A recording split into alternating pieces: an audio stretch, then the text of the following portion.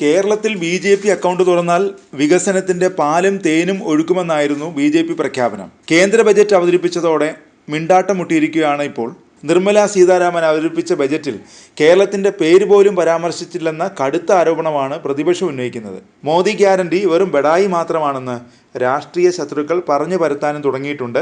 തൃശ്ശൂരിൽ നിന്ന് ബി.ജെ.പി. ടിക്കറ്റിൽ സുരേഷ് ഗോപി ജയിച്ച് മന്ത്രിയായിട്ടും കേരളത്തിന് ആനമുട്ട എന്നാണ് ഇടത് വലത് മുന്നണികളുടെ പ്രചാരണം. പ്രതിപക്ഷ പാർട്ടികൾ ഭരിക്കുന്ന സംസ്ഥാന സർക്കാരുകളോടുള്ള അവഗണനയാണ് ബജറ്റിൽ പ്രതിഫലിച്ചതെന്ന വാദത്തിന് ബലം കൂട്ടുന്ന അനുഭവമാണ് കേരളത്തിനുണ്ടായത്.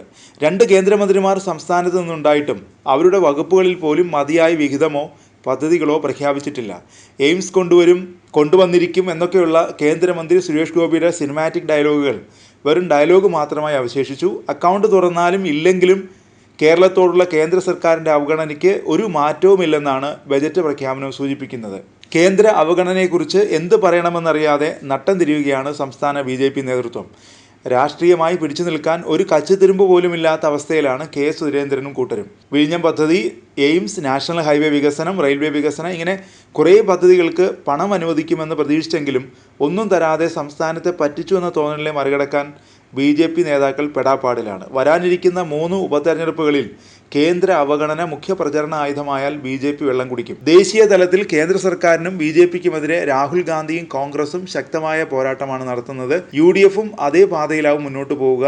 നേരത്തെ കേന്ദ്രത്തിനെതിരെ സംയുക്ത പോരാട്ടത്തിന് എതിര് നിന്ന യു.ഡി.എഫ് മാറിയ സാഹചര്യത്തിൽ ഇടതുമുന്നണിയുമായി യോജിച്ച് കേന്ദ്ര അവഗണനയ്ക്കെതിരെ പോരാടുമോ എന്നാണ് രാഷ്ട്രീയ കേന്ദ്രങ്ങൾ ഉറ്റുനോക്കുന്നത്. അടുത്ത വർഷം നടക്കാനിരിക്കുന്ന പഞ്ചായത്ത് മുനിസിപ്പൽ തെരഞ്ഞെടുപ്പിൽ പിടിച്ചു നിൽക്കണമെങ്കിൽ കേന്ദ്രത്തിൽ നിന്ന് എന്തെങ്കിലും പ്രഖ്യാപനം ഉണ്ടായേ പറ്റൂ എന്ന നിലയിലാണ് സംസ്ഥാന ബി.ജെ.പി. പാർട്ടിയുടെ മോഹങ്ങൾക്ക് തിരിച്ചടി നൽകുന്ന ബജറ്റിൽ നിന്ന് കരകയറാൻ പുതിയ ചവിട്ടുപടികൾ സൃഷ്ടിച്ചില്ലെങ്കിൽ ദയനീയമായ പതനം ഉണ്ടാകുമെന്ന് അവർ ഭയപ്പെടുന്നുണ്ട്.